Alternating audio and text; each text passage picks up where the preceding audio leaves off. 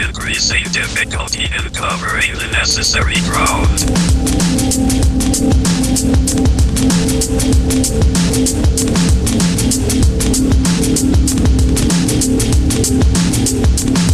Today many literate people whose daily work requires much reading find increasing difficulty in covering the necessary ground.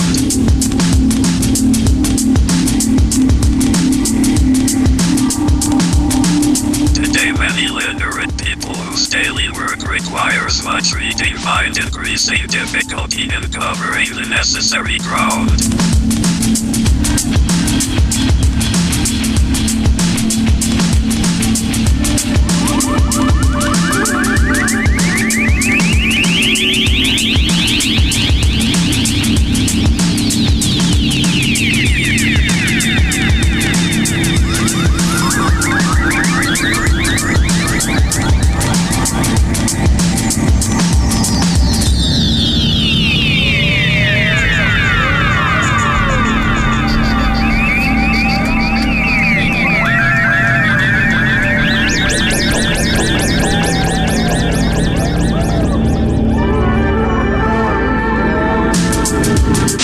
The printed page, they find themselves, as it were, in a slow-moving center outside of which there is a very high-paced surround of data and images. In fact, they have long accustomed themselves to living with this accelerating environment of images and information so that the return to the unpaced environment of the page is a drag.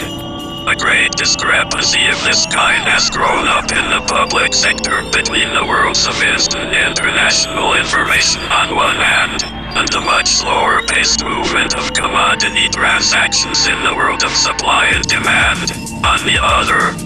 If we are to understand inflation, it is necessary to recognize the principle of the dynamic at work in a new kind of situation. One in which there is an interface or abrasive action between two unconnected spheres. Ordinarily we try to explain events by seeking in them visually observable connections. With inflation via electric media, however, there is a kind of non-visual order of echo and rumor and acoustic structure that bypasses all logic of connectedness. And this factor engenders new vortices of power quite beyond the range of pre-electric markets of commodity supply and demand. Since inflation is an extreme form of social violence, or manifestation of crowd behavior, it would be well to recall that the Presidential Committee on Violence was unable to find any connection between social behavioral activity and the fictional violence of feared-on media programs. Earlier studies of comic books as a possible cause for teenage violence found many parallels, but the investigators were equally baffled by the absence of cause and effect connections between the fictional and the live events of our time. Two obvious questions arise. First, is violence a meaningless and pointless activity, or is it a deep drive for re-establishing the profiles of lost identity? Second, is the gap or interval between the live violence and the fictional forms itself the hidden causal connection? In the current physics and chemistry, the resonate interval is where the action and abrasive interface is found. Between the wheel and the axle is an interval of play, which is where the action is. But without the play, there is no action at all. In this study, the emotion of multitude, W.B. Yates, explained why the interface of parallel but unconnected actions creates the sense of universality in poetry and drama, the sense of the crowd.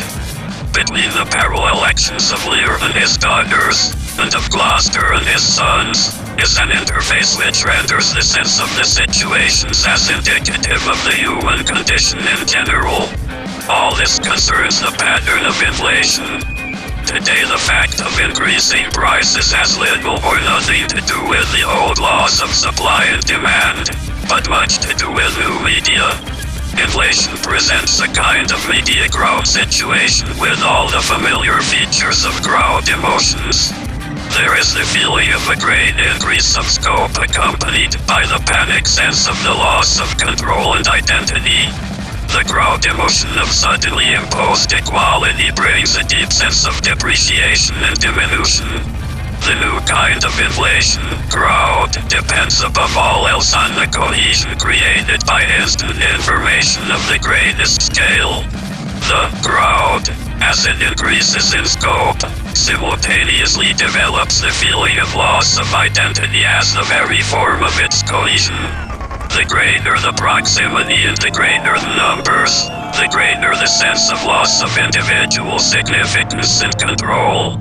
It was Eliot who, in his Crowds in Power, discerned this paradoxical yet essential feature of all crowds. As they grow, they engender from within the emotion of depreciation and loss.